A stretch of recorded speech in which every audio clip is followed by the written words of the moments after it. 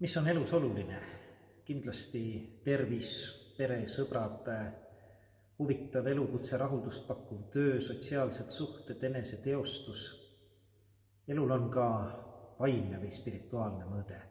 Ja seda vaimset või spirituaalset mõõdet on siin mail Eestimaal läbi aastasadade endas kandnud kristlik kirik. Mina olen Marko Tiitus, Eesti Evangeelse Luterliku Kiriku piiskop ja vaimulik siin Viljandi vanimas Pühakojas Viljandi Jaani kirikus. Mulle meeldib õppida ja mulle meeldib õpetada, avastada ja näha seda maailma uue pilguga.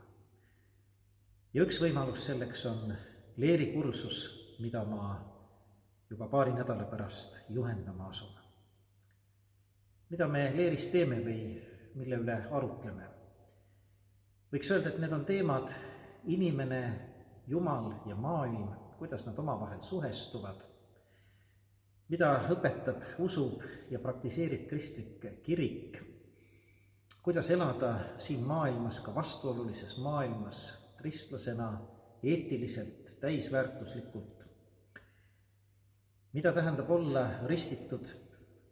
Kõikide nende teemade üle leerikursusel ka arutleme. Ja soovijad saavad selle leerikursuse lõpus ristitud, leeritatud ehk konfirmeeritud, mis annab teile ka õiguse ristida oma lapsi, saada ristivanemaks, laulatada oma abielu ja osaleda kõigis Jaani koguduse ettevõtmistes.